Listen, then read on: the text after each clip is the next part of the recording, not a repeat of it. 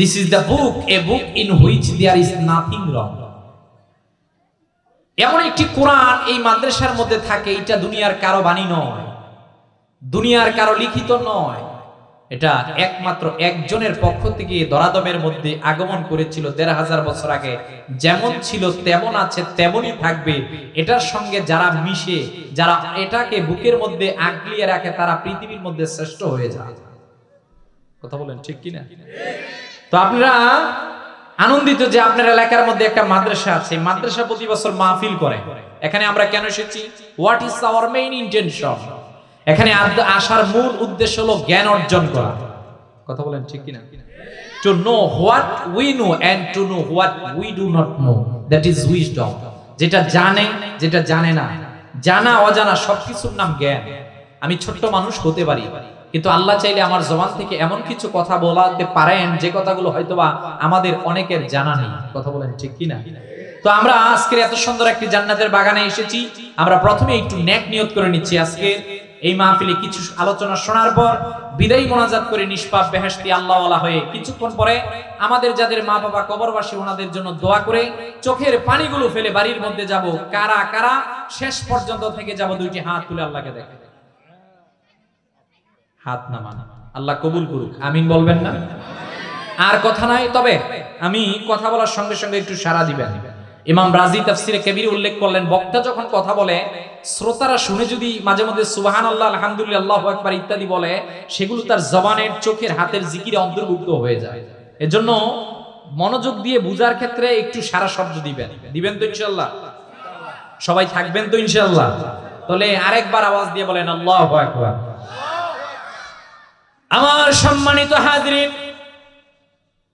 রব্বুল আলামিন কালামুল্লাহ শরীফের মধ্যে বললেন, ইন্না নাহনু নাযালনা যিকরা ওয়া ইন্না লাহু লাহাফিযুন।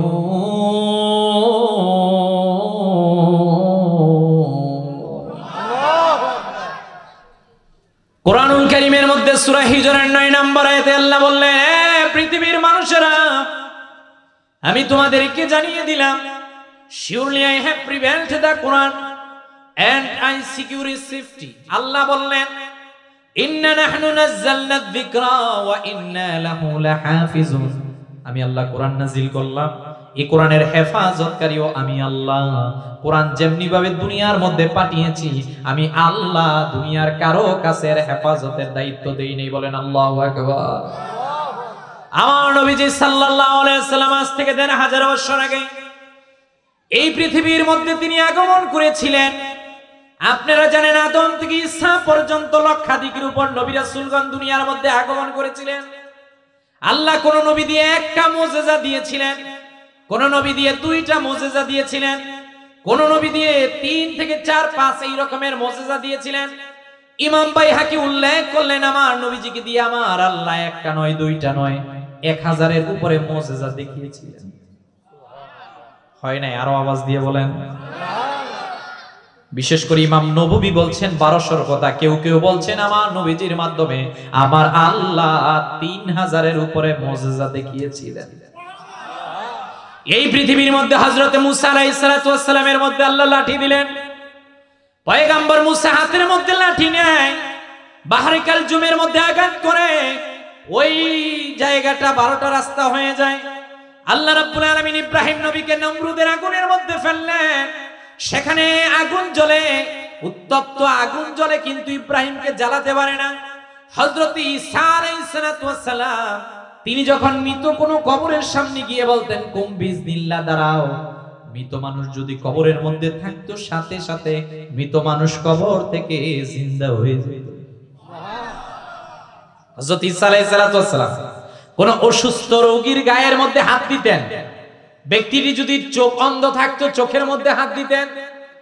পয়গম্বর ঈসা আলাইহিস সালাতু ওয়াস সালামের হাতের স্পর্শের কারণে আমার আল্লাহ মুজিজা দেখালেন ঈসা নবীর মাধ্যমে। হযরত ঈসা আলাইহিস সালাতু ওয়াস সালামের হাত মোবারকের স্পর্শের কারণে অন্ধ মানুষটি সঙ্গে সঙ্গে চোখের জ্যোতি ফিরে পেত।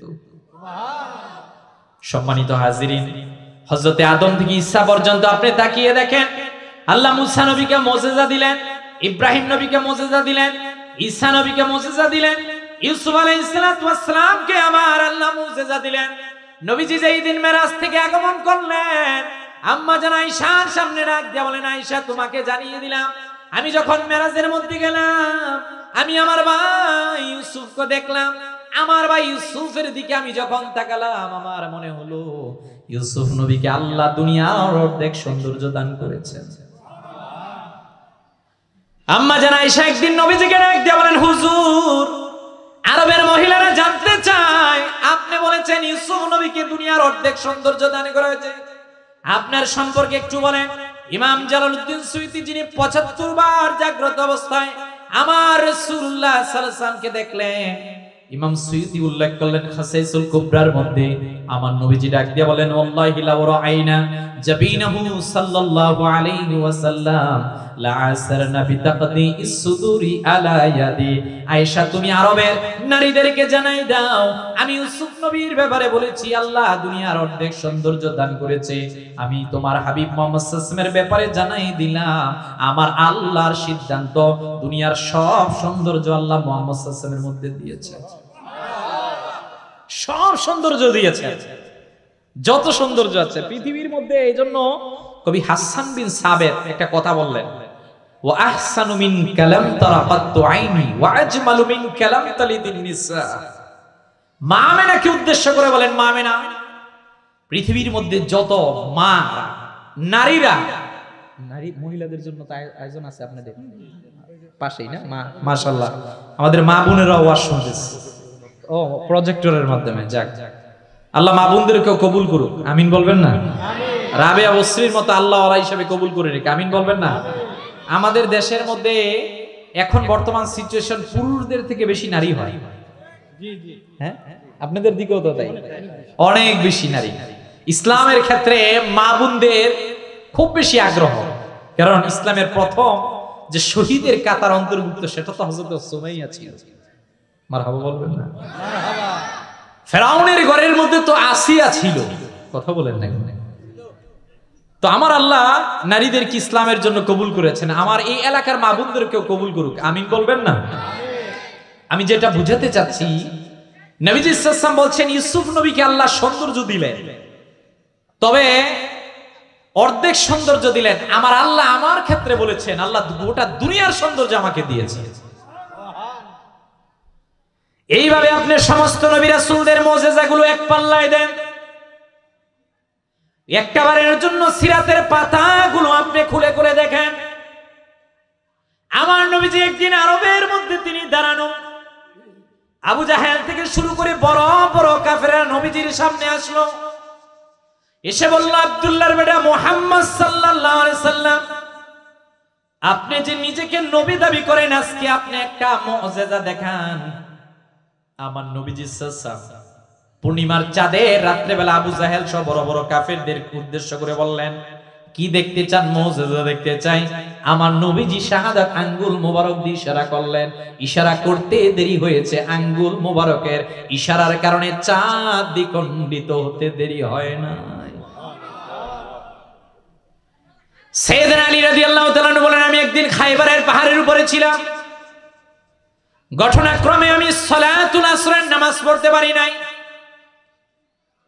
আমার নবীজি সাল্লাল্লাহু আলাইহি ওয়াসাল্লামের মাথা মোবারক আমার বুকের এখানে, আসরের নামাজ আমি পড়তে পারি নাই। চোখের পানিগুলো বেয়ে বেয়ে পড়তেছে, পড়তে পড়তে নবীজির নূরানী চেহারা মোবারকে পড়া শুরু হয়ে গেল। আমার নবীজির চোখ মোবারক খুললেন, আমি আলীকে ডাক দিয়ে বললেন, আলী রে, কি হয়েছে? হুজুর, আমি আসরের নামাজ পড়তে পারি নাই, সূর্য অস্তমিত যাচ্ছে, আমি এখনো নামাজ পড়তে পারি নাই। নবীজি বললেন, আল্লাহুম্মা ইন্না আলিয়ান কানা ফি তাআতিক ওয়া তাআতি রাসূলিক ফারদুত আলাইহি শামস। আমার নবীজি সূর্যকে ইশারা করে বললেন, এ সূর্য, আমার আলী নামাজ পড়তে পারে নাই, তুমি আকাশের মধ্যে উঠে যাও। সাইয়েদনা আলী বলছেন, আমি তাকিয়ে দেখলাম পশ্চিম আকাশে সূর্য অস্তমিত, আমার রাসূলুল্লাহ সাল্লাল্লাহু আলাইহি ওয়াসাল্লাম বলার কারণে ওই সূর্য আকাশে উঠে গেল। এইভাবে নবীজি সাল্লাল্লাহু আলাইহি ওয়াসাল্লামের কয়টা মুজিজা আপনি শুনবেন। মৃত খেজুর গাছ নবীজির সঙ্গে কথা বলতো, ওট এসে নবীজির সঙ্গে কথা বলতো, নবীজি মৃত মানুষকে কবর থেকে জিন্দা করতেন, অনেক মুজিজা বলে শেষ করতে পারবো না। আমার সম্মানিত হাজিরিন, যে বিষয়টা আমি আপনাদেরকে বুঝাতে যাচ্ছি, কোন নবী দিয়ে আল্লাহ একটা, কোন নবী দিয়ে দুইটা, কোন নবী দিয়ে চারটা, এই রকমের মুজিজা আল্লাহ দেখালেন। আমার নবীজি সাল্লাল্লাহু আলাইহি ওয়াসাল্লাম থেকে অগণিত মুজিজা আল্লাহ এই পৃথিবীর মানুষদের জন্য দেখালেন, কিন্তু আমার নবীজি সাল্লাল্লাহু আলাইহি ওয়াসাল্লামের মাঝখানে সবচেয়ে বড় প্রথম কাতারের প্রথম তিনটা মুজিজার প্রথম যেই মুজিজা, তার নাম হলো কোরআন। আল্লাহু আকবার বলবেন না? তার নাম কি? ঘুমে ধরছে নাকি আপনাদের? দেখেন, আমরা একটু তাফসীর টাইপে কথা বলবো তো ভাই, একটু সারা শব্দ দিবেন। আমি যেহেতু মাদ্রাসা ওই দিকে আলোচনা যাচ্ছি, তো বিষয়টা একটু বুঝানোর জন্য একটু ডানে বামে যাওয়া লাগতেছে, আপনাদেরকে সহজ ভাষায় বোঝানোর জন্য। আমার নবীজি সাল্লাল্লাহু আলাইহি ওয়াসাল্লাম দিয়ে যত মুজিজা আল্লাহ দেখালেন, এর জীবন্ত মুজিজার নাম কোরআন। ওইটা ১৫০০ বছর আগে যেমন ছিল এখনো ওই রকমের আছে, কিয়ামত পর্যন্ত ওই রকমের থাকবে। কথা বলেন ঠিক কি না? আপনার পৃথিবীর মধ্যে এমন কোন গ্রন্থ নাই যেই গ্রন্থটা পৃথিবীর মানুষ ফার্স্ট টু লাস্ট মুখস্থ করবে। কথা কোন নাকি? গোটা পৃথিবীর মধ্যে আপনি তাকিয়ে দেখেন ৫ কোটির উপরে কোরআনের হাফেজি আছে। সুবহানাল্লাহ বলবেন না? এটা আপনার মাদ্রাসার মধ্যে পড়ায়, আপনি ভাববেন না এই যে তলেবে ইলম গুলো এখানে বসে, এরা সাধারণ। সকালবেলা মোরগ চিনেন তো আপনারা? হুজুর কি বলে, মোরগ না মুরগি? মোরগ না, বা মুরগি যেটা বুঝেন, বা দিমাকুন বা কক যেটাই বুঝেন, কোনো সমস্যা নাই। সকালবেলা ফজরের সময় এই মোরগ ডাক দেয়। এটা গ্রাম অঞ্চলে এখনো শোনা যায়, শহরে আমরা থাকি, আমরা শুনি না। কথা কোন নাকি? এই মোরগ ডাকার কারণে হাদিসের মধ্যে পাওয়া যায় আল্লাহ তাআলা মোরগের মর্যাদা বৃদ্ধি করে দিয়েছে।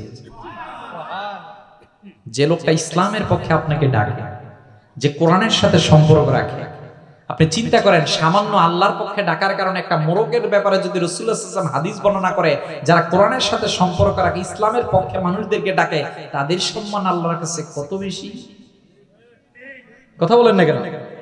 প্লিজ আপনারা দুঃখ নেবেন না, একটা কথা বলি, যেই দিন থেকে আমরা এই কোরআনকে দূরে সরালাম, ওই দিন থেকে আমাদের বাড়িতে বিপদ আসা শুরু হয়েছে। কথা বলেন না কেন? গোটা পৃথিবীর দিকে আপনি তাকিয়ে দেখেন, গোটা পৃথিবীর মধ্যে আজকে ইসলামের জয়কার। আপনারা দেখেছেন ইউনাইটেড স্টেটস অফ আমেরিকার মধ্যে পৃথিবীর সবচেয়ে ব্যস্ততম শহর, যার নাম নিউ ইয়র্ক। কথা কোন নাকি? 2 দিন আগে আপনারা দেখেছেন নিউ ইয়র্কের ইতিহাসে আজ পর্যন্ত কোন মুসলমান মেয়র হতে পারে নাই। 2 দিন পূর্বে নির্বাচনের মধ্যে ইহুদি খ্রিস্টান সকলের ষড়যন্ত্রকে পিছনে ফেলে প্রথম মেয়র নির্বাচিত হয়েছে মামদানি, যে একজন মুসলমান। কথা বলেন না কেন? যেখানে সারা পৃথিবীর তারা একত্রিত হয়ে গিয়েছে যে ইসলামকে দাবিয়ে রাখবে, তারা একত্রিত হয়ে গিয়েছে যে মুসলমানদেরকে হত্যা করে শেষ করে দিবে, এই কোরআনকে তারা পৃথিবী থেকে নিশ্চিহ্ন করে দিবে। এটা ভুল সিদ্ধান্ত। এই কোরআনের দায়িত্ব আল্লাহ দুনিয়ার কাউকে দেয় নাই। কোরআনে হাফেজের মাধ্যমে, কোরআনের সাইফার মাধ্যমে, মুসলমানদেরকে মাধ্যমে আল্লাহ তাআলা কিয়ামত পর্যন্ত এই কোরআনকে সংরক্ষণ করবেন। কথা বলেন ঠিক কি না? আর যারা মুসলমানদের বিরুদ্ধে যাবে, আল্লাহ এদের অস্তিত্বকে পৃথিবী থেকে বিপন্ন করে দিবেন। কথা বলেন না কেন? মার্কিন যুক্তরাষ্ট্রের প্রেসিডেন্ট বলেছিল না, তাকে ভোট দেওয়া যাবে না। 11% ইহুদিরা মিলেও বলেছিল ভোট দেওয়া যাবে না। সবাই সব ধরনের ষড়যন্ত্র করেছিল। আল্লাহ বলছেন ওয়া মাকারু ওয়া মাকারাল্লাহ ওয়াল্লাহু খায়রুল মাকিরিন। আরে জমিনে তোমরা পরিকল্পনা করবে, পরিকল্পনা বাস্তবায়নকারী একজন, তিনি কে? আস্তে বলবেন না, তিনি কে?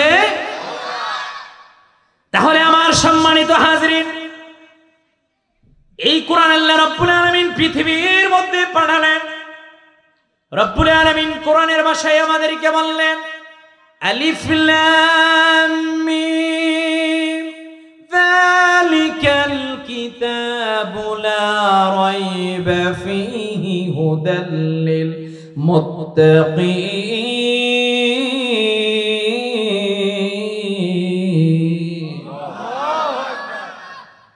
রব্বুল আলামিন আমাদেরকে বললেন এই কোরআনটা মুত্তাকি বান্দাদের জন্য এসেছে। ভিন্ন জায়গায় আল্লাহ রাব্বুল আলামিন সূরা নাহলের 89 নম্বর আয়াতে বললেন ওয়া নাযালনা আলাইকাল কিতাবা তিবয়ানাল লিকুল্লি শাইইন ওয়া হুদান ওয়া রাহমাতান ওয়া বুশরা লিল মুসলিমিন। এই জায়গার মধ্যে আল্লাহ বললেন কোরআন এসেছে মুসলমানদের জন্য। ভিন্ন জায়গায় আল্লাহ রাব্বুল আলামিন কোরআনের মধ্যে আমাদেরকে বললেন শাহরু রমাদানাল্লাযী উনজিলা ফীহিল কুরআন হুদাল লিন-নাসি ওয়া বায়্যিনাতিন মিনাল হুদা ওয়াল ফুরকান। কোরআন আমাদেরকে তিনটা বিষয় জানালো। কোরআন মুসলমানদের জন্য আসলো, কোরআন মুত্তাকিদের জন্য এসেছে, কোরআন বিশ্ববাসীদের জন্য এসেছে। আমি যদি কোরআনকে প্রশ্ন করি, কোরআন আমাকে জানায় দাও তুমি কেন এসেছো, কোরআন আমাকে ওহীর ভাষায় জানিয়ে দেয় আলিফ লাম রা কিতাবুন আনজালনাহু ইলাইকা লিতুখরিজান নাসা মিনাজ যুলুমাতি ইলান নূর বিইذনি রাব্বিহিম ইলা সিরাতিল আযীযিল হামিদ। এত মধুময় কোরআন আপনার সামনে উপস্থাপন করে গোটা পৃথিবীর মানুষদের জন্য কোরআন এসেছে। আমার সম্মানিত হাজরিন, এইটা ঘরের মধ্যে রেখে দেওয়ার জন্য আল্লাহ দেন নাই, এইটা বুকসেলফের মধ্যে রাখার জন্য আল্লাহ দেন নাই, এইটা গোটা পৃথিবীর মানুষদের জন্য পড়ার জন্য দিয়েছে। ঘুম থেকে ঘুমানো পর্যন্ত আপনি কোন পন্থায় কিভাবে জীবনকে পরিচালনা করবেন পৃথিবীর কোন ধর্মীয় গ্রন্থের মধ্যে নাই, একমাত্র আপনার আমার কোরআনের মধ্যে আল্লাহ বিশদভাবে বর্ণনা করে দিয়েছে। একমাত্র শুধুমাত্র কোরআনের মধ্যে আল্লাহ রাব্বুল আলামিন বিশদভাবে বর্ণনা করেছেন আপনার জীবনকে কিভাবে পরিচালনা করবেন। সুবহানাল্লাহ বলবেন না? আপনি যদি আমার রাসূলুল্লাহ সাল্লাল্লাহু আলাইহি ওয়াসাল্লামের সাহাবী হযরতে আব্দুল্লাহ ইবনে মাসউদ রাদিয়াল্লাহু তাআলা নূর দিকে তাকান। সাহাবী আব্দুল্লাহ ইবনে মাসউদ রাদিয়াল্লাহু তাআলা যেই দিন দুনিয়া থেকে বিদায় নিয়ে চলে যাবেন, হযরত উসমান গনি ওনার কাছে গেলেন। মৃত্যুর অন্তিম শয্যার মধ্যে তিনি শায়িত অবস্থার মধ্যে রয়েছেন। হযরত আব্দুল্লাহ ইবনে মাসউদ রাদিয়াল্লাহু তাআলা নূর কাছে গিয়ে বললেন, ভাই এটা কি কোনো কথা হলো নাকি? বলল, কি হয়েছে? যে রাষ্ট্রীয় কোষাগার থেকে আপনার জন্য বাতা নেওয়ার জন্য বলা হয়েছে, কিন্তু রাষ্ট্রীয় কোষাগার থেকে আপনি কেন কোনো ধরনের বাতা নেন না? হযরতে আব্দুল্লাহ ইবনে মাসউদ বলেন, আমি নবীজির খাদেম ছিলাম, আমি আল্লাহর হাবিব সাল্লাল্লাহু আলাইহি ওয়াসাল্লামের বালিশ মোবারক, মেসওয়াক মোবারক সবকিছু আমার কাছে হেফাজত করতাম।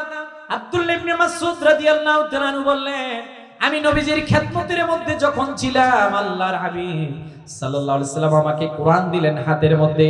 আমাকে ডাক দিয়ে বলেন, আব্দুল্লাহ ইবনে মাসউদ শোনো শোনো, যেই বাড়ির মধ্যে প্রতিদিন রাত্রেবেলা কোরআনুল কারীমের সূরাতুল ওয়াকিয়া তেলাওয়াত করা হবে, ওই বাড়ির মধ্যে আমার আল্লাহ কখনো ক্ষুধা আর দারিদ্রতা দিবেন না। ক্ষুধা দারিদ্রতা দিবেন না। তিনি বলছেন, আল্লাহর হাবিব সাল্লাল্লাহু আলাইহি ওয়াসাল্লাম আমাকে বলছে, তোমার কবর নিয়ে ভয় নাই, টেনশন নাই। কেন? তুমি প্রতিদিন রাত্রেবেলা সূরাতুল মুলক তেলাওয়াত করবা। যে ব্যক্তি প্রতিদিন রাত্রেবেলা কোরআনুল কারীমের সূরাতুল মুলক তেলাওয়াত করবে, ওই ব্যক্তির কবর, মিজান, হাসর নিয়ে যে একটা ভয়, এই ভয় থাকবে না। আমার নবীজি সাল্লাল্লাহু আলাইহি ওয়াসাল্লাম এইবার সাহাবায়ে কেরামদেরকে শিক্ষা দিলেন কিভাবে কোরআনকে নিজের মধ্যে নিতে হবে। নবীজি সাল্লাল্লাহু আলাইহি ওয়াসাল্লামের সাহাবী হযরত সাঈদ ইবনে আমির আল জুমাহি ওনার নাম। তিনি বলছেন, আমি একদিন আরবের মধ্যে তানঈম গোত্রের সামনে গেলাম।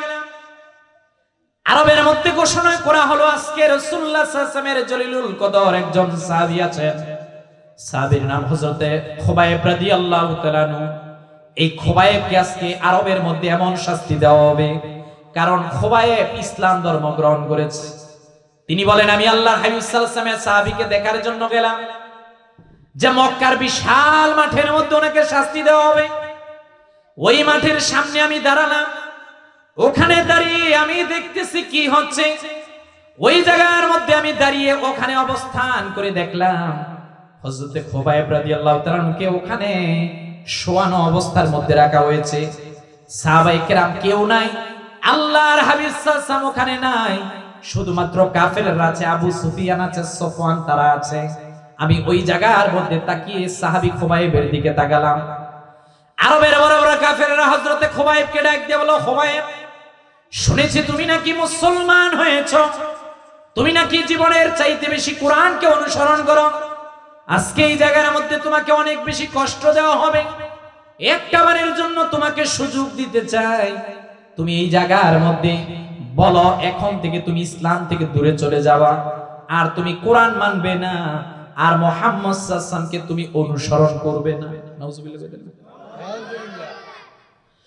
হযরতে খুবাইব রাদিয়াল্লাহু তাআলা বলেন, না না না, আল্লাহর হাবিব সাল্লাল্লাহু আলাইহি সাল্লাম আমাকে যা শিক্ষা দিলেন আমি তা থেকে দূরে যাব না। নবীজি আমাকে কোরআন শিক্ষা দিলেন, এই কোরআন আমাকে প্রথম যে বিষয় শিক্ষা দিল তার নাম ঈমান।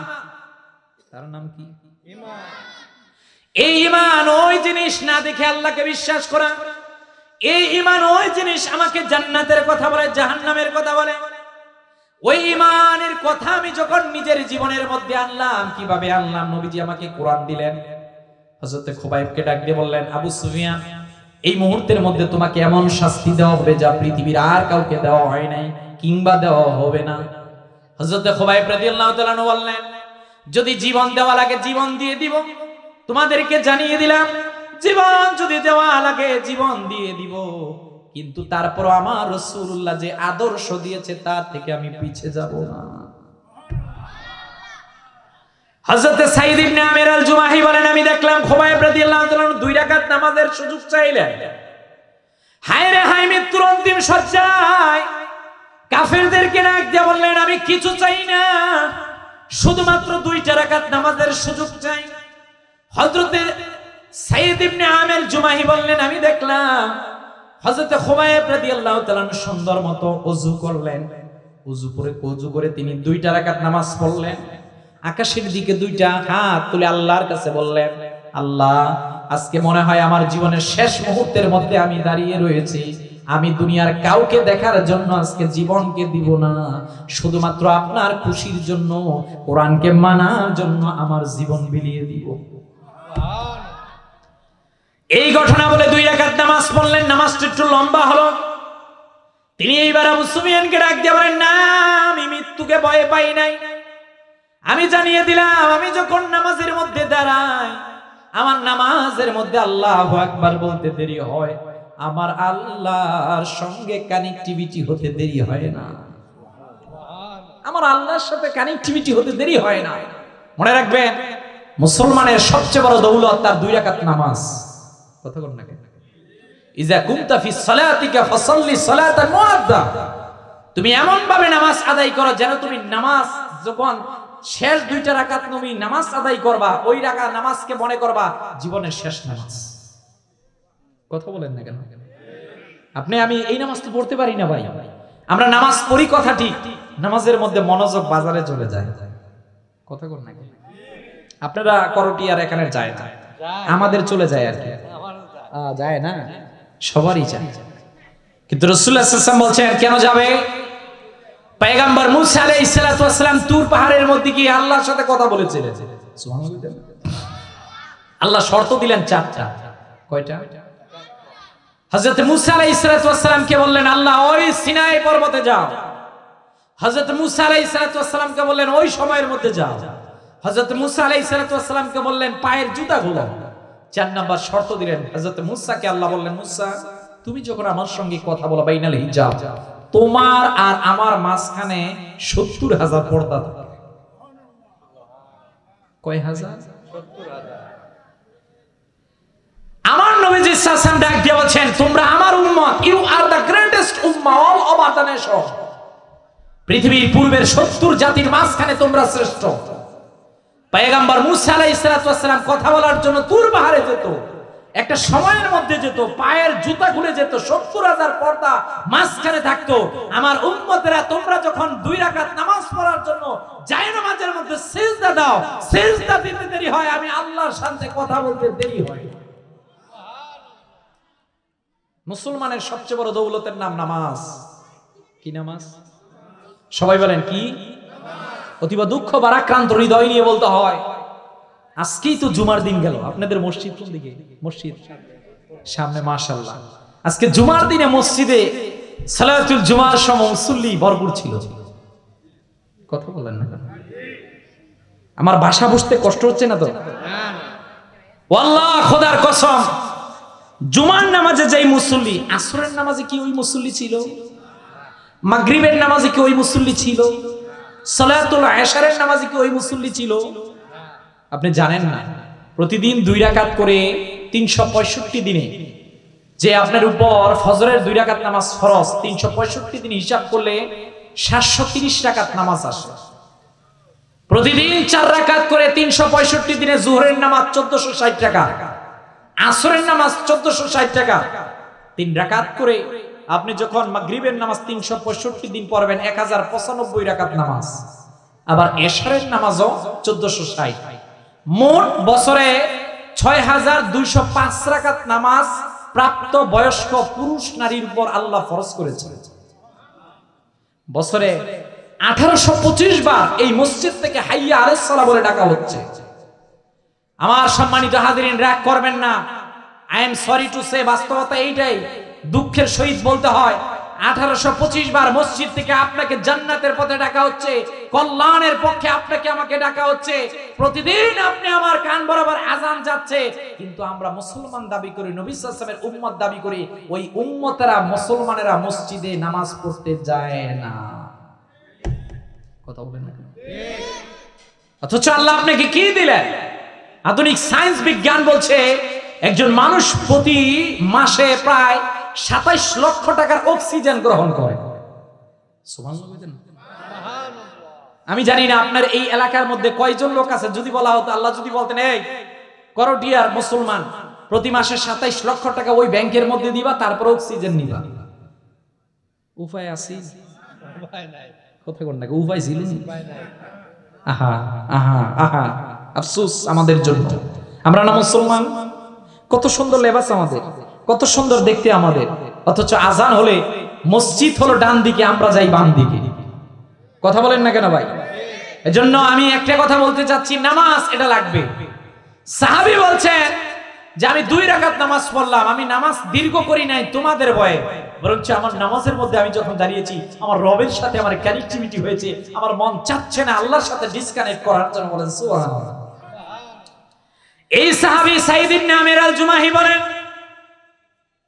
এইবার আবু সুফিয়ান ডাক দিয়ে বলল, রে খুবাইব, তোমাকে একটা কথা আমি জানিয়ে দিলাম, বলো তোমার সব যত দোষ আছে সব মুহাম্মদ সাল্লাল্লাহু আলাইহি ওয়াসাল্লামকে দিব, বিনিময়ে তোমাকে মুক্তি দিব। তুমি শুধু বলো মুহাম্মদ সাল্লাল্লাহু আলাইহি ওয়াসাল্লাম নির্দোষ না, তুমি বলো মুহাম্মদ সাল্লাল্লাহু আলাইহি ওয়াসাল্লাম দোষী। এইবার তিনি ডাক দিয়ে বললেন, শোনো শোনো কাফেররা, তোমাদেরকে জানিয়ে দিলাম আমি আল্লাহর হাবিব সাল্লাল্লাহু আলাইহি ওয়াসাল্লামকে এত বেশি ভালোবাসি, প্রিয় নবীজি সাল্লাল্লাহু আলাইহি ওয়াসাল্লামকে এত বেশি আমি জীবনের চাইতে বেশি ভালোবাসি। নবীজি আমার কাছে যে কোরআন দিলেন তার মধ্যে কোনো ভুল নাই। কোরআন আমাকে বলছে ঈমান আনয়ন করার জন্য, কোরআন আমাকে বলছে রাসূলকে ভালোবাসার জন্য। আমার রাসূল পায়ের মধ্যে একটা কাটার আঁচড় পেয়ে কষ্ট পাক, আমি খোবায়েব কখনো এইটা মেনে নিব না, বরং এই জায়গার মধ্যে জীবন দিয়ে দিব, তারপরও আমি কোরআন থেকে দূরে যাব না, আমি তারপরও দূরে যাব না। ওই দিন আবু সুফিয়ান বলেছিল, শোনো এই মুসলমানদেরকে আটকানো যাবে না, কারণ এদের কাছে কোরআন আছে, এদের কোরআন যা বলে এই কোরআন থেকে এরা দূরে যায় না, কোরআন যা বলে কোরআনকে তারা পুঙ্খানুপুঙ্খানুভাবে পালন করে নেয়। বলেন আল্লাহু আকবার। সুলতান সালাউদ্দিন আইয়ুবী, যিনি ক্রুসেডের থেকে বাইতুল আকসাকে মুসলমানদের কাছে নিয়ে এলেন, 47টা দেশ ওনার হাতে আসলো। কয়টা ভাই? সবাই বলেন কয়টা? 47টা দেশ তিনি মুসলিমদের হস্তগত করলেন। এই 47টা দেশ মুসলিমদের হস্তগত করে তিনি বাইতুল আকসার সামনে ক্রুসেডার থেকে বাইতুল আকসা দখল করে বললেন, শোনো, যতদিন তোমাদের হাতের মধ্যে কোরআন থাকবে ততদিন তোমাদেরকে পৃথিবীর মধ্যে কেউ দাবিয়ে রাখতে পারবে না, তোমরাই হবে পৃথিবীর মধ্যে বিজয়ী। আমার নবীজি সাল্লাল্লাহু আলাইহি ওয়াসাল্লামের সাহাবী সাঈদ ইবনে আমির আল জুমাহি বললেন, আমি দেখলাম সাহাবীর হাত কাটা হলো, ডান হাত বাম হাত, ডান পাও বাম হাত সব কাটা হলো, দুনিয়া থেকে তিনি বিদায় নিয়ে চলে গেলেন। এই ঘটনাটা যেই দিন আমি দেখলাম, দেখার পর আর কোনোদিন রাত্রেবেলা আমি ঘুমাতে পারতাম না।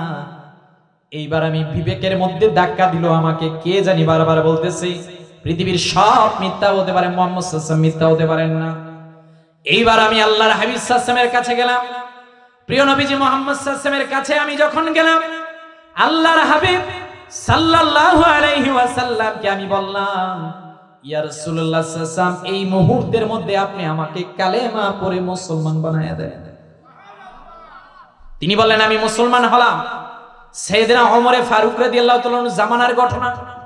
তিনি বললেন, আমি কোরআন যখন পড়া শুরু করলাম, কোরআন আমাকে বলছে মিথ্যা বলা যাবে না, কোরআন আমাকে বলেছে সত্যবাদীদের সঙ্গে থাকো, কোরআন আমাকে বলছে, কোরআন আমাকে বারবার তাগাদা দিচ্ছে, যা যা কোরআন বলেছে তা পালন করো। সাইয়েদনা ওমর ফারুকের জামানার মধ্যে আমাকে সিরিয়া অঞ্চলের হিমস নগরের গভর্নর হিসেবে নিযুক্ত করা হলো। হযরত ওমর ফারুক এই সাইদ ইবনে আমির আল জুমাহিকে মুসলমানদের জন্য সিরিয়া অঞ্চলের জন্য গভর্নর হিসেবে নিযুক্ত করলেন। তিনি সিরিয়ার মধ্যে গেলেন, এত বেশি কোরআন তিনি পাঠ্য করতেন, এত বেশি ভয় আল্লাহর নিজের মধ্যে নিয়েছিলেন। একবার আমিরুল মুমিনিন হযরত ওমর সিরিয়া থেকে কিছু লোকদেরকে যখন দেখলেন আরবের মধ্যে এসেছেন, তিনি বললেন, আপনাদের মাঝখানে ওই যে সবচেয়ে গরিব তাদের একটা লিস্ট দেন। সবচেয়ে গরিবের লিস্ট ওই হিমস নগরের লোকেরা যখন দিল, ওই লিস্টের মধ্যে হযরতে সাইদ ইবনে আমির আল জুমাহির নামটাও আসলো। বলেন আল্লাহু আকবার। তিনি কে জানেন? তিনি গভর্নর। তিনি কে?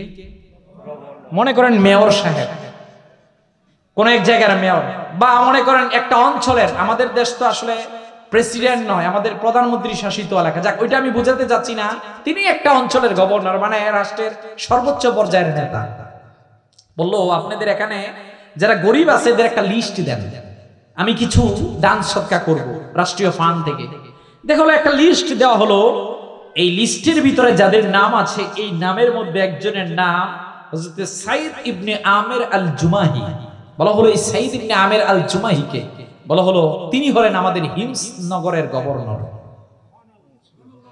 সুবহানাল্লাহ। সাইয়েদনা ওমর ফারুক এইবার সিরিয়া ভ্রমণের জন্য গেলেন।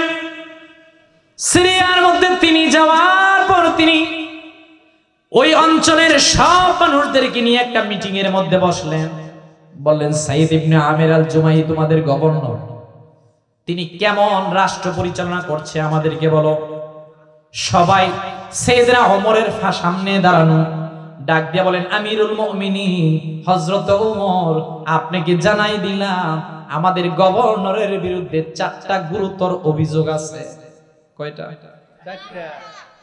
আমাদের দেশের মধ্যে যারা রাষ্ট্রের দায়িত্বশীল, এদের বিরুদ্ধে অভিযোগ তুলবেন, চোখ উপড়ে ফেলা হবে। কথা না কেন? আমি কোন পলিটিশিয়ান ব্যক্তি না, আমি বিষয়টা বুঝাতে চাচ্ছি, প্লিজ ডোন্ট মাইন্ড, কেউ রাগ করবেন না। তো সাইয়েদ ইবনে আমির আল জুমাহি, ওনার বিরুদ্ধে ওনার অঞ্চলের মানুষদের 4টা অভিযোগ। কয়টা? এক নাম্বার, তিনি প্রতিদিন সকালবেলা ঘর থেকে সূর্য উদয়ের অনেক পরে বাহির হন। দ্বিতীয় অভিযোগ, তিনি মাঝে মধ্যে যদি আমরা ডাকি, ওই ডাকার কারণে তিনি ঘর থেকে বাহির হন না। 3 নাম্বার অভিযোগ, যে মাঝে মধ্যে মাসে এমন একটা সময়, ওই সময়ের মধ্যে তিনি ঘর থেকে আসেনি না। আর মাঝে মধ্যে আমরা তাকিয়ে দেখি তিনি বেহুশ অবস্থায় হঠাৎ রাস্তার মধ্যে, হঠাৎ যেখানে সেখানে তিনি পড়ে যায়। সাইয়েদনা ওমর ফারুক রাদিয়াল্লাহু তাআলা আশ্চর্য হয়ে গেলেন। তিনি তো ওই সাহাবী যিনি হুবাইব রাদিয়াল্লাহু তাআলার বিষয়টা থেকে মুসলমান হয়েছে, জিনার জন্য আল্লাহর হাবিব সাল্লাল্লাহু আলাইহি ওয়াসাল্লাম দোয়া করেছেন। তিনি রাষ্ট্র পরিচালনা করতে যাচ্ছেন, তিনি তো কোরআনের বিরুদ্ধে কোনো কিছু করতে পারেন না। কথা বলেন ঠিক কিনা?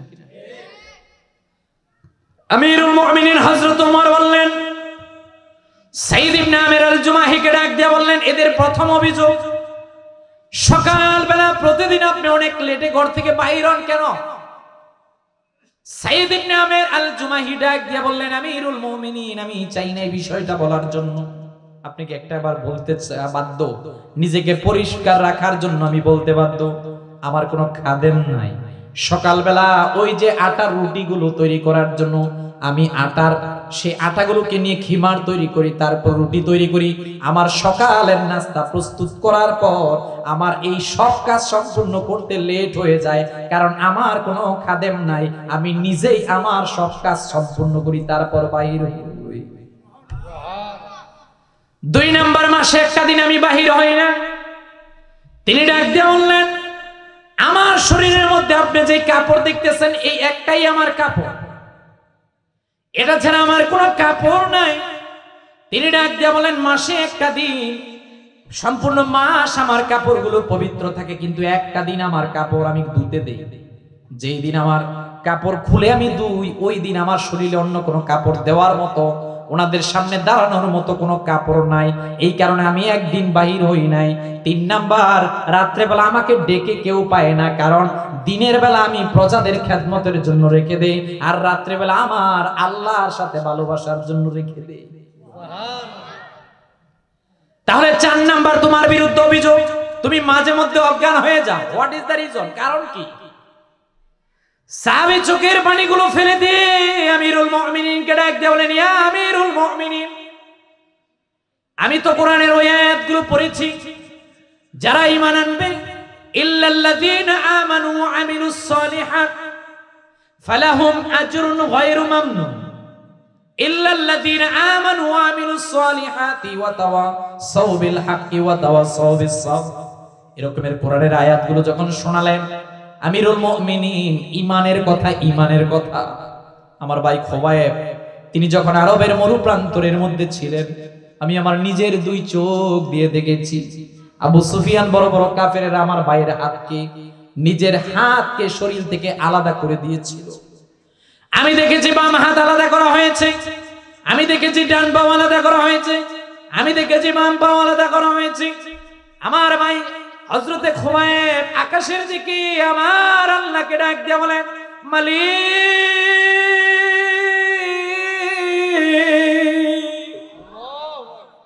আমি আজকে দুনিয়া থেকে বিদায় নিয়ে চলে যাচ্ছি। হ্যাঁ, আমার শরীর থেকে হাত আলাদা, শরীর থেকে পাও আলাদা। দুনিয়ার কাফেররা আমাকে দেখে তামাশা করতেছে, আমাকে অপমান করার কারণে আনন্দ বোধ করতেছে।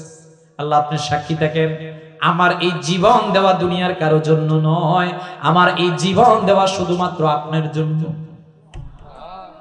সাইদ ইবনে আমির আল জুমাহি বলেন, ওই যে স্বামী জীবন দিলেন, ওনার জীবনের ঘটনাটা যখন আমার সামনে আসে, আমি স্মরণ হওয়ার সঙ্গে সঙ্গে অজ্ঞান হয়ে যাই। হযরত ওমর ডাক দিয়ে বললেন, সাইদ ইবনে আমির আল জুমাইর মাথার মধ্যে হাত দিয়ে বললেন, আপনাকে আমি একটা কথা জানিয়ে দিলাম, আপনি যেই কোরআনকে আঁকড়িয়ে ধরে রেখেছেন, এই কোরআন আপনাকে কবর, মিজান, হাসর, জান্নাত পর্যন্ত সম্মানিত করে দিবে। এটা সেই কোরআন, যেই কোরআনকে সাহাবায়ে কেরামগণ সবচেয়ে বেশি ভালোবাসতেন। জীবনের প্রতিটা সেক্টরে ওনারা জীবনের চাইতে বেশি ভালোবাসতেন। নবীজি আমার ডাক দিয়ে বলেন, সাহাবীরা রে শোনো শোনো, তোমাদেরকে জানিয়ে দিলাম, মানুষ যখন কবরের মধ্যে যাবে, এই কবরের মধ্যে মানুষ যাওয়ার পর কবরে 3টা প্রশ্ন যখন করা হবে, মান রব্বুকা ওয়া মান দীনুকা ওয়া মান হাযান নবী। প্রশ্ন হবে 3টা। যে ব্যক্তি পারবে সে রব্বুন আল্লাহ জবাব দিবে, দীনুন আল ইসলাম জবাব দিবে, হাযা নবিয়ুনা মুহাম্মদ সাল্লাল্লাহু আলাইহি ওয়াসাল্লাম জবাব দিবে। আমার নবীজি সাল্লাল্লাহু আলাইহি সাল্লাম বললেন, শোনো শোনো, তোমাদেরকে জানিয়ে দিলাম, কিন্তু যেই ব্যক্তি দুনিয়ার মধ্যে কোরআন পড়বে না, কোরআনকে চিনবে না, কোরআনের সাথে যার সম্পর্ক থাকবে না, ওই কবরের মধ্যে সে কোনো ধরনের জবাব দিতে পারবে না। কিন্তু যেই ব্যক্তি দুনিয়ার মধ্যে কোরআন পড়বে, এই কোরআন কবরে তার জন্য প্রশ্নের জবাবগুলোকে সহজ করে দিবে। এমনকি আখিরাতের বিচার যখন আল্লাহ রাব্বুল আলামিন শুরু করে দিবেন, মানুষের মাথার উপরে 9,30,00,000 মাইল দূরের সূর্যটা যখন মানুষের মাথার উপরে চলে আসবে, মানুষটা নাফসি নাফসি করবে, আমি আমার মার কাছে যাব, আমি আমার বাবার কাছে যাব, আমি আমার নেতার কাছে যাব, দুনিয়ার একজনের কাছে যাবে, সবাই সবার কাছে যখন একটা আমলের জন্য যাবে, নিজের জন্মদাতা মা ডাক দিয়ে বলবে, আমি তোমারে চিনি না। বাবা ডাক দিয়ে বলবে, চিনি না। নেতা ডাক দিয়ে বলবে, চিনি না। সবাই ডাক দিয়ে বলবে, না না, চিনি না। আমার নবীজি ডাক দিয়ে বললেন, এ সাহাবীরা, তোমাদেরকে জানিয়ে দিলাম, ইকরাউল কুরআন فإنه يأتي يوم القيامة شافعا لأصحابه। শোনো তোমাদেরকে জানিয়ে দিলাম, দুনিয়ার মধ্যে যেই ব্যক্তি অনবরত কোরআন পড়বে, কোরআনের সঙ্গে সম্পর্ক রাখবে, আমার নবীজি ডাক দিয়া বলবেন আখিরাতের ময়দানে এই কোরআন তার মাথা বরাবর এসে তার জন্য শাফাআতকারী হিসাবে অন্তর্ভুক্ত হয়ে যাবে। আপনি বুঝতেছেন না যে আপনার এলাকায় একটা মাদ্রাসা, আপনি বুঝতেছেন না ছোট্ট ছোট্ট তলেবে এলেমরা পড়ে। প্রিয় ভাইরা, এটা সেই ঘর, এটা আমার রাসূলুল্লাহ সাল্লাল্লাহু আলাইহি ওয়াসাল্লাম প্রতিষ্ঠিত করে দিলেন কোরআনকে হেফাজত করার জন্য। এই কোরআনের সাথে যাদের সম্পর্ক থাকবে এরা পৃথিবীর মধ্যে সবচেয়ে সম্মানিত হবে। কথা বলেন না? আমি ঢাকা থেকে আসলাম, আমার বয়স অনুযায়ী এখানে অধিকাংশ মানুষের তুলনায় আমি অনেক ছোট। কথা বলেন না কেন? আমার ভাই শ্রদ্ধাভাজন হযরত মাওলানা মুফতি মোবারক হোসেন আমাকে এখানে কেন দাওয়াত দিয়েছে? একটু কোরআনের সাথে সম্পর্ক থাকার কারণেই তো দাওয়াত দিয়েছে। কথা বলেন না কেন? আর না হয় আমার থেকে অনেক ধনী, অনেক সুন্দর চেহারাওয়ালা, অনেক সুন্দর করে কথা বলতে পারে, ঢাকাতে অভাব নাই। কথা বলেন না? আনার একমাত্র মাকসাদ, একমাত্র উদ্দেশ্য হলো যে উনি গাজীপুরি হুজুর, ওনার কোরআনের সাথে সম্পর্ক আছে। কথা বলেন না কেন? আপনারা এখানে বসে রয়েছেন, আপনাদের সম্পর্ক কম নয়। যে আপনার ঘরের মধ্যে আলমারির ভিতরে যে কোরআনুল কারীম আছে, এই কোরআনুল কারীমের উপরে একটা গিলাফ থাকে। কথা বলেন না কেন? গিলাফ এটা বাজারের মধ্যে হয়তো 100 টাকা গজ হতে পারে, শরীরের কাপড় 500 টাকা গজ হতে পারে। আপনার শরীরের কাপড় যখন জমিনে পড়ে যায়, একবারও শরীরের কাপড়কে আপনি চুমু দেন না। কথা বলেন না কেন? একবারও দেন না। কিন্তু আপনি কি চিন্তা করেছেন যে কোরআনের গিলাফটা বাই চান্স কোন কারণে যদি এটা জমিনে পড়ে যায়, আল্লাহ, মনে হয় কি জানি পড়ে গেল, কি এক আফসোস নিজের মধ্যে পড়ে গেল, কতক্ষণে আমি ওইটা ধরে চুমা দিব এই অপেক্ষায় আমি থাকি। কথা বলেন না কেন? এটা কেন? এটা কোরআনের মহব্বতে। এটা কোরআন কার? কোরআন আল্লাহ। কোরআন কার? আল্লাহর কোরআনকে আপনি সম্মানিত করার, মর্যাদা দেওয়ার কারণে আপনার মর্যাদা বৃদ্ধি করে দিবেন একজন। তিনি কে? খলিফা ওয়ালিদ ইবনে আব্দুল মালিকের আমলে তারিক বিন জিয়াদ। আজকের যেটা স্পেন, আজকের স্পেনের গ্রানাডা, তিনি মাত্র 12,000 মুসলমানদেরকে নিয়ে রাজা রডারিকের বিরুদ্ধে 1 লক্ষ খ্রিস্টানদের বিরুদ্ধে মাত্র 12,000 দিয়ে বিজয় অর্জন করেছিলেন। আচ্ছা চিন্তা করেন তো, 12,000 আর 1 লাখ, এটা 19-20 না 1-10? আরে কথা বলেন না, আরো বেশি। আমাদেরকে ভুলে গেলে হবে না যে আমাদের লোকবল কম হবে, আমাদের ট্যাঙ্ক কামান গোলা বারুদ কিচ্ছু থাকবে না। আমাদের সবচেয়ে বড় দৌলতের নাম হলো ঈমান। আমাদের কাছে আছে কোরআন। এই ঈমান আর কোরআন মুহাম্মদ সাল্লাল্লাহু আলাইহি ওয়াসাল্লামের আদর্শ থাকার কারণে আমাদেরকে পৃথিবীর মধ্যে কেউ দাবিয়ে রাখতে পারবে না। কথা বলেন ঠিক কি? মাত্র 12,000 নিয়ে 1 লক্ষের বিরুদ্ধে তিনি সংগ্রাম করলেন, বিজয়ী হলেন। বিজয়ী হয়ে তিনি কর্ডোবার মধ্যে একটা মসজিদ তৈরি করলেন, যে মসজিদের মধ্যে মুসল্লিরা যে নামাজ আদায় করত, মুসল্লিদের সংখ্যা থাকতো 1 লক্ষ। কয় লাখ? 1 লক্ষ। Can you imagine how it possible? হ্যাঁ, ইট ইজ পসিবল। 1 লক্ষ মুসল্লিয়ার এখানে নামাজ পড়তো। এই মসজিদের ভিতরে যে পিলার, এই যে সামিয়ানার পিলার, এই পিলারের সংখ্যা ছিল 1417টা খুঁটি ছিল। কত? 1417টা খুঁটি। এর যে বাৎসরিক তেল ব্যবহার করতো, এখন না লাইট আছে, আগে তো আর লাইট ছিল না। কথা বলেন না কেন? এই যে তেল ব্যবহার করা হতো, এই তেলের পরিমাণ ছিল 314 মণ। কত? 314 মণ। এই 1 লক্ষ মুসল্লি নিয়মিত নামাজ আদায় করত। তারিক বিন জিয়াদ 12,000 নিয়ে 1 লক্ষকে পরাজিত করে প্রায় 800 বছর পর্যন্ত স্পেনের মধ্যে ইসলামের পতাকা ছিল। আজকে 2025 সালে আপনি গুগলে সার্চ দিয়ে দেখবেন স্পেনের বর্তমান অবস্থা কি, এখানে কোন ধর্মের লোক, আপনি তাকিয়ে দেখবেন গ্রানাডার সেই মসজিদ যেটা 1 লক্ষ মুসল্লিরা নামাজ আদায় করত, আজকে এখানে কোনো মুসলমান ঢুকতে পারে না। কথা বলেন না কেন? কোন মুসলমান ঢুকতে পারে না এখানে। নামাজ পড়া তো বড়ের বিষয়, যে হুজুর 2 রাকাত নফল নামাজ পড়বো, ওইটা তো অনেক বড়ের বিষয়। পড়তে পারে না কেন? তারেক বিন জিয়াদ পেরেছিল, ওনার কাছে কোরআন ছিল। 800 বছর মুসলমানের শাসন করে পেরেছিল কেন? তাদের কাছে কোরআন ছিল। আজকে আমরা সেই জায়গার মধ্যে কোরআনকে যখন ভুলে গেলাম, দেখেন রাগ করবেন না, প্রতি রমজানে ওই যে গত রমজানে কোরআন পড়েছি, আবার আগামী রমজানে পড়বো, পুরা নিয়ত। কথা বলেন না কেন? অথচ এইটা তো কোরআন আমাদেরকে এই জন্য তো দেয় নাই। কোরআন আমাদেরকে দিয়েছে প্রতিদিন পড়ার জন্য। আপনি একটু কোরআন দিয়ে অনুযায়ী আপনার নিজেকে মিলান তো, দেখেন তো আপনি ঠিক আছেন কিনা, আমি ঠিক আছি কিনা। আমি যদি প্রশ্ন করি আমাদের প্রত্যেকে এখানে কে আছেন আজকে সকালবেলা এক পারা কোরআন তেলাওয়াত করেছেন, কয়জন পাওয়া যাবে বলেন? কথা বলেন না কেন? পাওয়া যাবে না, হাতে গোনা 4-5 জন পাওয়া যাবে। মাদ্রাসার ছাত্ররা ভিন্ন বিষয়। আমি যদি বলি আজকে জুমার দিন, রাসূলুল্লাহ সাল্লাল্লাহু আলাইহি ওয়াসাল্লাম বলছেন তোমরা প্রতি জুমাবার সূরাতুল কাহফ তেলাওয়াত করবে। যে ব্যক্তি কাহফ তেলাওয়াত করবে সে দাজ্জালের ফিতনা থেকে মুক্ত হবে। আমি যদি প্রশ্ন করি আজকে এখানে আমরা সবাই মিলে বলেন তো কয়জন লোক সূরা কাহফ তেলাওয়াত করেছেন? আমি জানি না, 5 জন খুঁজে পাওয়া যাবে কিনা। কথা কোন না?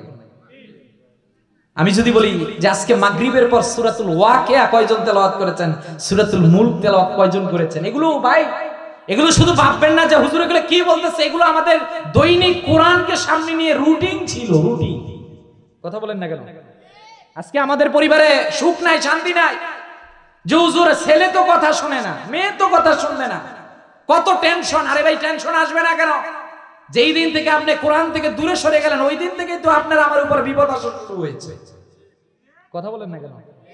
এজন্য কোরআন আমাদেরকে বলছে রেখে দিবা বদওয়াস, রেখে দেওয়া যাবে না। আমরা আজকের এই ওয়াজ মাহফিল থেকে সবার উদ্দেশ্যে, আমি সহ প্রত্যেকের উদ্দেশ্যে, মা বোনেরা যারা আছেন, আমরা চাচ্ছি আজকের এই ওয়াজ মাহফিলটা আমাদের প্রত্যেকের জীবনে পরিবর্তনের জন্য হোক। কথা বলেন ঠিক কিনা? তাহলে পরিবর্তনের জন্য যদি আজকের এই ওয়াজ মাহফিলটা হয়, তাহলে 1 নাম্বার আমি বলতে চাচ্ছি যে কোরআন যদি আমরা না শিখি তাহলে আমাদের 5টা ক্ষতি আছে। কয়টা? সবাই বলেন কয়টা? 1 নাম্বার, যে ব্যক্তি কোরআন শিখবে না, পড়বে না, আখিরাতে ওই ব্যক্তি রাসূলুল্লাহ সাল্লাল্লাহু আলাইহি ওয়াসাল্লামের সুপারিশ পাবে না। প্রিয় ভাইয়েরা আমার, যদি রাসূলুল্লাহ সাল্লাল্লাহু আলাইহি ওয়াসাল্লাম সুপারিশ না করেন আপনি সফলকামী হতে পারবেন না। কথা বলেন ঠিক কিনা? 2 নাম্বার, যে আপনার জীবনকে সংকুচিত করে দেওয়া হবে।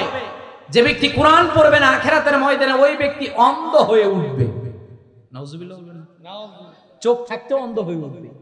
3 নাম্বার, আখিরাতে আল্লাহর কাছে জবাবদিহিতা করতে হবে। কেন পড়ো না? আপনি বলতে পারবেন না আমার ব্যস্ততা ছিল। আপনি দুনিয়ার ব্যস্ততা দেখাচ্ছেন। 20 তলা বিল্ডিং তৈরি করে যান, মারা যান না, একদিন মারা গেলে দেখবেন 20 তলা বিল্ডিং এ ইন্তেকাল করতে দেরি হবে, ওই বিল্ডিং এ আপনার সন্তান মৃত্যুর পর 1 মিনিট বেশিও আপনাকে রাখবে না। কথা বলেন না কেন? রাখবে না, দুনিয়া সাজিয়ে দিয়ে যেতে পারবেন। আপনি শুধু রিজিকের পিছনে দৌড়াবেন, শুধু রিজিকের পিছনে, আর মৃত্যু আপনাকে দৌড়াবে। কথা বলেন না কেন? Death is the beginning of life. আমাদের মৃত্যুর মাধ্যমে কিন্তু আমাদের জীবন শুরু হবে। 4 নাম্বার, যে ব্যক্তি কোরআন পড়বে না তার জাহান্নামে যাওয়ার কারণ হবে। 5 নাম্বার, যে ব্যক্তি কোরআন তেলাওয়াত করবে না তার জীবনের মধ্যে বরকত কমে যাবে, বরকত থাকবে না জীবনে। টাকা ইনকাম অনেক, মাসে দেখবেন 1 লক্ষ টাকা ইনকাম, রোগ বালাই আছেই একটার পর একটা। কথা বলেন ঠিক কিনা? কিন্তু যারা কোরআন শিখবে, মাদ্রাসার তলেবেলেরা শিখছে, আপনারা ম্যানেজিং কমিটির লোকেরা আছেন, এলাকাবাসীরা আছেন, যারা কোরআন শিক্ষা করছেন, আপনি যখন কোরআনের দিকে তাকাবেন, যতক্ষণ কোরআনের দিকে তাকিয়ে থাকবেন ততক্ষণ আল্লাহর পক্ষ থেকে অটোমেটিক সওয়াব লেখা হবে, যতক্ষণ তাকিয়ে থাকবেন। 2 নাম্বার, আপনি যখন এই কোরআন পড়বেন তখন আপনি আল্লাহর পরিবারভুক্ত অন্তর্ভুক্ত হয়ে যাবেন। কার পরিবার? আল্লাহ। আসতে বলবেন না, কার পরিবার? আল্লাহর পরিবারভুক্ত হবেন। 3 নাম্বার, আপনি যখন কোরআন পড়বেন আখিরাতের ময়দানে এই কোরআন আপনার পক্ষে সুপারিশকারী হয়ে যাবে। 4 নাম্বার, মৃত্যুর পর আপনার মর্যাদা বৃদ্ধি পাবে। 5 নাম্বার, মুনকার নাকির, আপনার ওই যে প্রশ্নের জবাবের কথা বলা হয়েছে, ওই প্রশ্নের জবাবটা আপনার আমার জন্য অনেক বেশি সহজ হয়ে যাবে। বলেন সুবহানাল্লাহ। তাহলে আমার সম্মানিত হাজিরিন, আমি যে বিষয়টা আপনাদের উদ্দেশ্যে বলতে যাচ্ছি সেটা হলো মাদ্রাসার মাহফিল। আমরা এখান থেকে কি আজকে এমন একটা শপথ নিতে পারি না, 2টা হাত তুলে আমরা বলতে পারি না ইনশাআল্লাহ আমরা প্রতিদিন অন্ততপক্ষে 2টা পৃষ্ঠা হলো কোরআন তেলাওয়াত করব? কয়জন? মাত্র 3 জন তুলছেন। আপনারা সুন্দর মতো উজু করে ফজরের নামাজ পড়ে সূরা ইয়াসিন তেলাওয়াত করে সবকিছু তেলাওয়াত করে তারপর বিসমিল্লাহ বলে বাড়ির চুলার মধ্যে আগুন জ্বালাতো। আমরা দেখতাম 10-15 বছর আগে ওই বাড়িতে শান্তি থাকতো। কথা বলেন না কেন? আজকে আমরা আধুনিক হয়ে গেছি। আধুনিক হওয়ার কারণে সকালবেলা আমাদের ঘুম ভাঙে সকাল 10টায়। কথা বলেন না কেন? অথচ রাসূলুল্লাহ সাল্লাল্লাহু আলাইহি ওয়াসাল্লাম বলছেন আল্লাহুম্মা বারিক লি উম্মতি ফি বুকুরিয়া, আল্লাহ আমার উম্মতের ফজরের সময় আপনি বরকত দান করেন। ফজরের সময় বরকতের সময়। আমরা ফজরের সময় উঠি না, ফেরেশতা বরকত নিয়ে আসে চলে যায়, লানত দিতে দিতে চলে যায়। আমার মা বোনেরা যারা আছেন আপনারা ভুলে গেলেন, ভুলে যাওয়ার কারণে পরিবারের শান্তি নেই। আসুন আবার ফজরের সময় স্বামীকে ঘুম থেকে উঠান, সকালবেলা সন্তানকে মক্তবের মধ্যে পাঠান। আমার মা বোনেরা সকালবেলা সূরা ইয়াসিন শরীফ তেলাওয়াত করে আবার আপনি সকালটাকে শুরু করেন, দেখবেন আবার আপনার ঘরের মধ্যে সুখ শান্তি বরকত আসবে কোরআনের উসিলায়। কথা বলেন ঠিক কিনা? তাহলে এই মুহূর্তের মধ্যে আমাদেরকে পরিবর্তন করতে হবে। আমাদের প্রত্যেকের উচিত পরিবর্তন হওয়া, পরিবর্তন করা।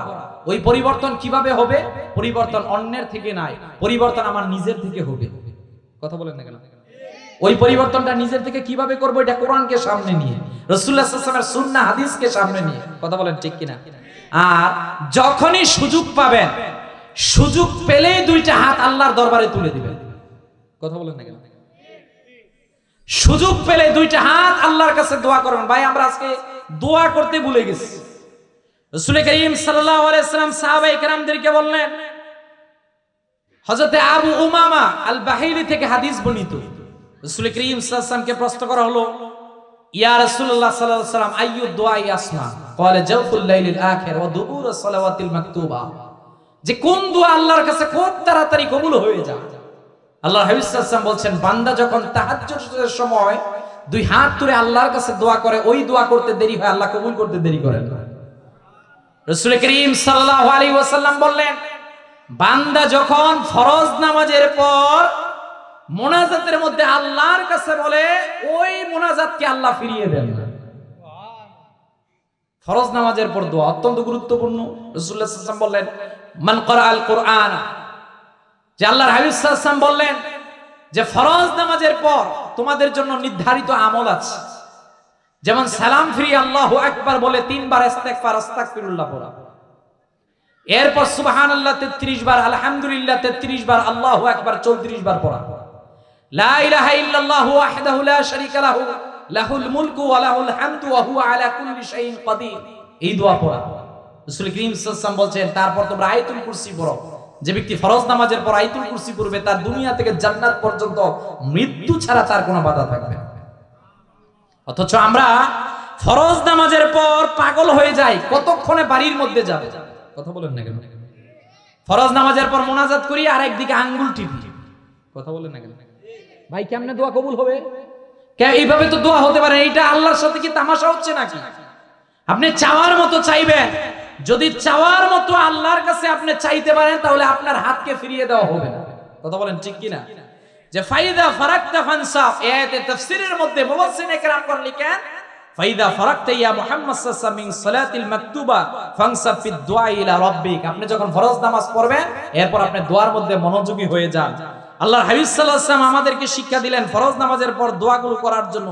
আর যখন ইযা সালতুমুল্লাহু ফাসআলুহু বিবুতুনি উকাফিকুম, তোমরা যখন আল্লাহর কাছে চাইবে, এই দুই হাতের তালু দিয়ে আল্লাহর কাছে চাইবে। সুবহানাল্লাহ বলবেন না? রাসূলুল্লাহ সাল্লাল্লাহু আলাইহি ওয়াসাল্লাম আমাদেরকে শিক্ষা দিলেন, শোনো, তোমরা যখন ইযা রাফার রাজুলু ইলাইহি ইয়াদাইহি, আল্লাহ হাবিব সাল্লাল্লাহু আলাইহি ওয়াসাল্লাম বলছেন, কোন বান্দা যখন, কোন দল যখন আল্লাহর কাছে চায়, হাত যদি তোলে, আল্লাহ লজ্জাবোধ করেন ওই হাতকে ফিরিয়ে দেওয়ার জন্য। এজন্য ফরজ নামাজ যখন শেষ হবে, আমরা দুইটা হাত তুলে আল্লাহর কাছে চাইবো একজনের কাছে। তিনি কে? আসতে বলবেন না, তিনি কে? তাহলে দোয়া কবুলের যে সময় আছে, তাহাজ্জুদের সময়, ফরজ নামাজের সময়, দুই আজানের মধ্যবর্তী সময়ের মধ্যে, এই সময়গুলোর মধ্যে যে দোয়া কবুলের সময় আছে, ওই সময়গুলোর মধ্যে আমরা আল্লাহর কাছে দোয়া করব তো ইনশাআল্লাহ। শেষ করব। তাহলে সম্মানিত হাজরিন, আমি শেষ বক্তব্য আপনাদের কাছে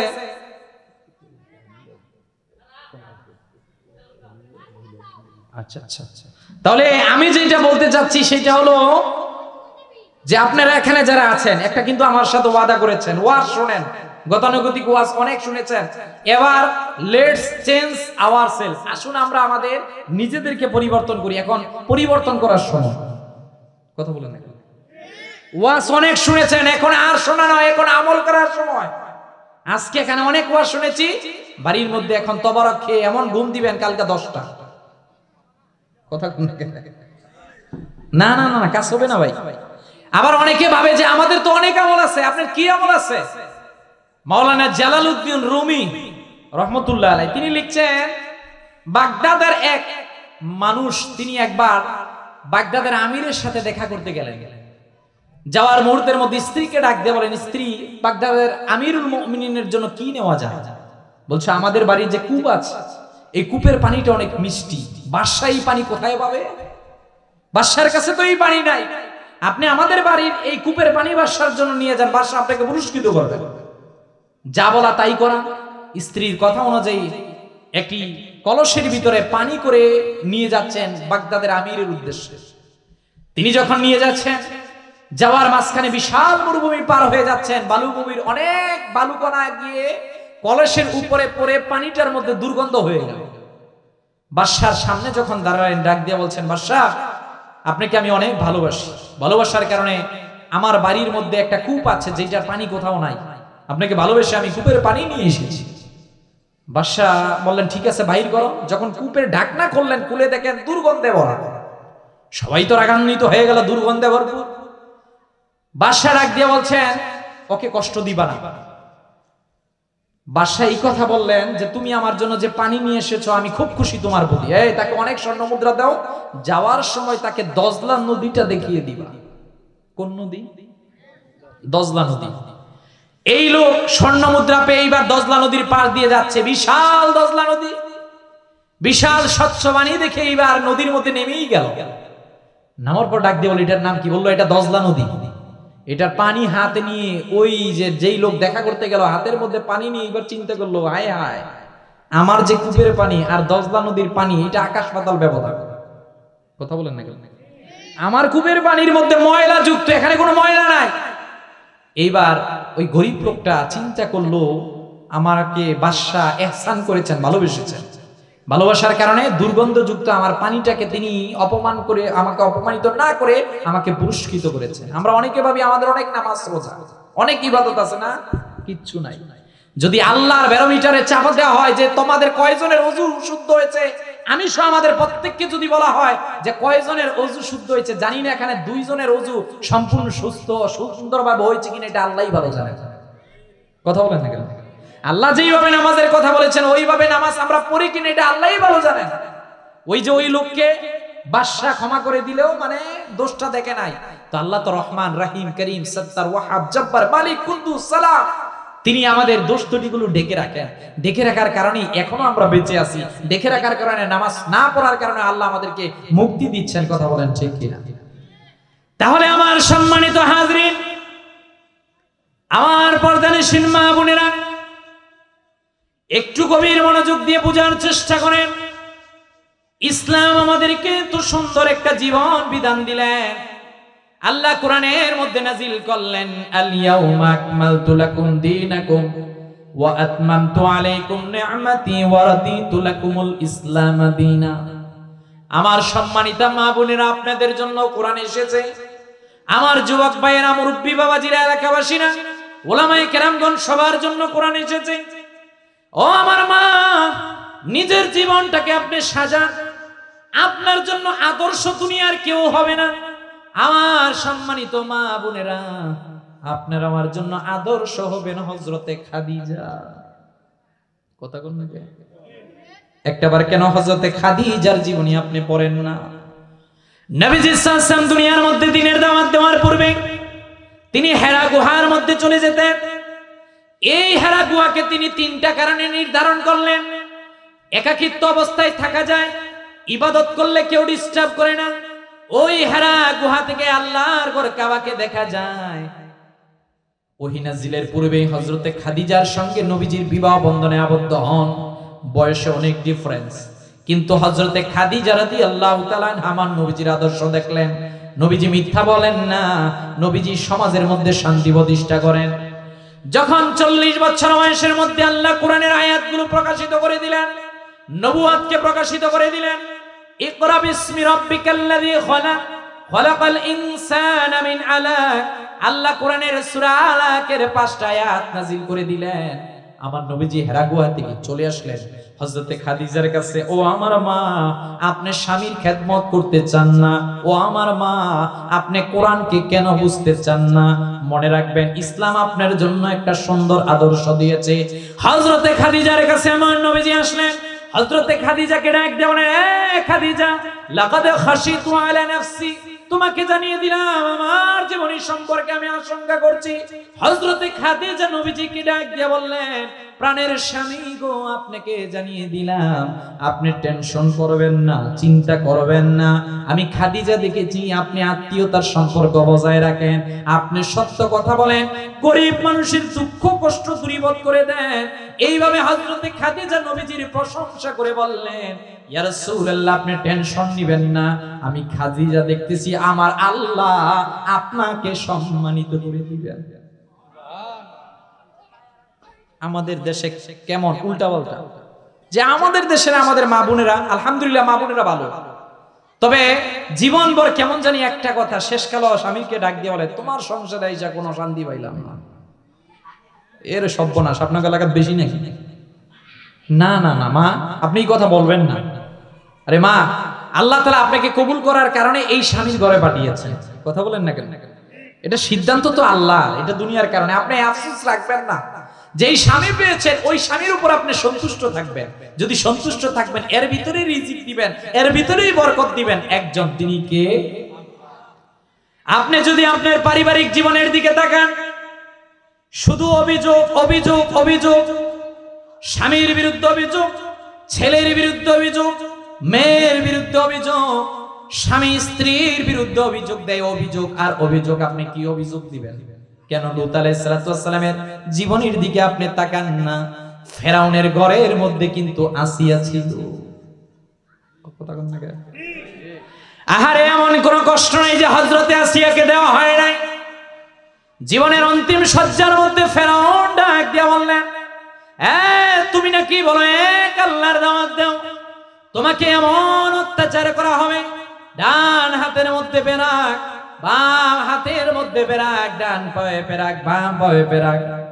অন্তিম শয্যার মধ্যে সব ধরনের কষ্ট দিয়ে বলা হলো, বলো তুমি নাকি এক আল্লাহর কথা বলো, বলো আল্লাহর দাওয়াত থেকে দূরে গিয়ে আমি ফেরাউন তোমার খোদা। নাউজুবিল্লাহ কইতেন না? হযরতে আসিয়া ডাক দিয়ে বলে, ফেরাউন, তোমাকে জানিয়ে দিলাম, তুমি আমাকে যত অত্যাচারী স্টিম রুলার চালাও না কেন, যত দুঃখ বেদনা কষ্ট দেও না কেন, আমি বারবার বারবার আমি ডাক দিয়ে বলবো, তুমি আমার মালিক নও, আমার মালিক হচ্ছেন আমার আল্লাহ, আমার মালিক আমার আল্লাহ। ও আমার পর্দানিশীন মা বোনেরা, তাহলে আপনি হযরতে খাদিজার জীবনী থেকে আপনি শিক্ষা নেবেন, এইটা আপনি জীবনী থেকে শিক্ষা নেবেন।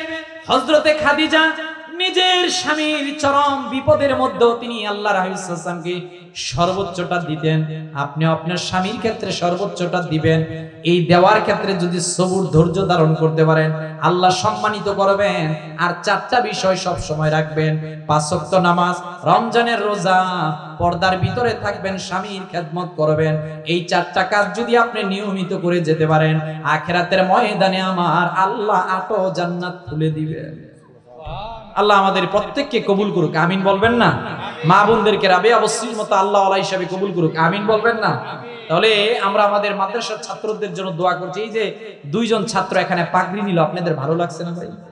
এটা আপনাদের জন্য আনন্দের বিষয়, অত্যন্ত আনন্দের বিষয়। এটাই থাকবে ভাই, একসময় আমরা কবরে চলে যাব, এরা কোরআন তেলাওয়াত করবে, এটা অত্যন্ত আমাদের জন্য কল্যাণকর হবে। এজন্য এই মাদ্রাসার প্রতি খবর রাখা দরকার আছে কিনা? শুধু মাহফিলের দিন না ভাই, প্রতিদিন খবর নিবেন। হুজুররা আছেন, হুজুরদের কাছে খবর নিবেন, ছাত্রদেরকে খবর নিবেন। মনে রাখবেন, এইটা একটা বাগান আপনি আপনার এলাকার মধ্যে সাজিয়ে গেছেন, কিয়ামত পর্যন্ত এই বাগান থেকে কবরে গেলেও আপনি সওয়াব পাবেন। কথা বলেন ঠিক কিনা? আল্লাহ তাআলা আমাদের প্রত্যেককে প্রতিটি কথার উপর আমল করার তৌফিক দীক্ষা দান করুন, সকলে বলেন আমিন। ওয়া আখিরু দাওয়ানা আনিল হামদুলিল্লাহি রাব্বিল আলামিন। মুনাজ্জাত কয়টা বাজে শেষ করলা?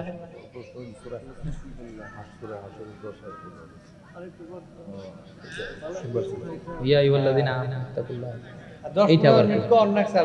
হ্যাঁ না, অনেক সময় আমি তো আপনাদের দিকে তাকাই, আমি তো সারা রাত করতে পারবো না। কান্নাকাটি তো ভাই এটা এইভাবে হইতো, এটা আবেগের জায়গা, এটা হলো আবেগ না। আধা ঘন্টা না, আমি বলি আর 10 মিনিট বলি, সমস্যা নেই। ও এক ভাই প্রশ্ন করছে কেন সূরা হাশরের 10টি আয়াত। আচ্ছা আচ্ছা, তেলাওয়াত না, আমি এমনি তাফসীর করি আর কি।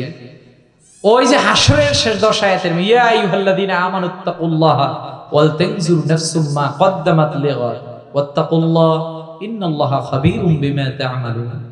আল্লাহ বলেন ইয়া আইয়ুহাল্লাযীনা আমানুত্তাকুল্লাহ, হে ঈমানদারেরা তোমরা ভয় করবে একজনকে, তিনি কে? ওয়াল তানজুর নাফসুম মা কদ্দামাত লিগাদ।